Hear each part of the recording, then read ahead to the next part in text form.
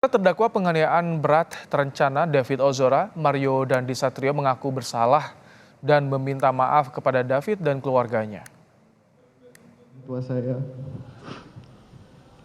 khususnya kepada ayah saya yang oleh karena tindakan saya berdampak kepada hal-hal yang justru menyulitkan ayah saya. Usai mendengarkan putusan hakim, Mario mengaku bersalah dan meminta maaf kepada David dan keluarganya.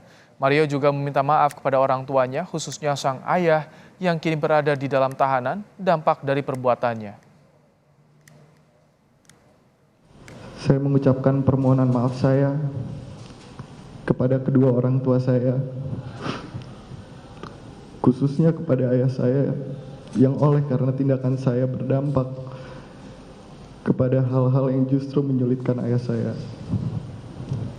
Terlebih kepada ibu saya yang secara nyata mendapatkan dampak kepahitan dari perbuatan saya, penyesalan dan rasa bersalah yang selalu saya rasakan saat ini.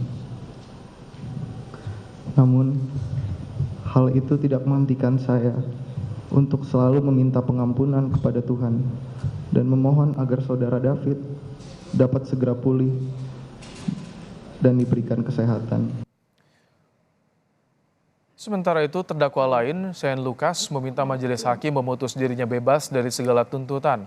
Selain mengaku sebagai korban atas ulah Mario Dandi, Shane meminta maaf kepada orang tua dan keluarga David Ozora.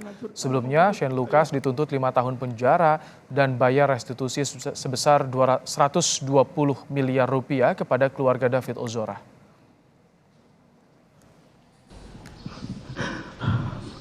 Saya juga sudah memaafkan Mario yang telah membuat keterangan palsu tentang saya yang membuat saya akhirnya terjerumus dalam perkara ini. Saya juga mendoakan Agnes agar tabah menerima ini semua. Biarlah kejadian ini menjadi pelajaran yang sangat amat berharga untuk saya dan menjadikan saya orang yang lebih baik lagi ke depannya.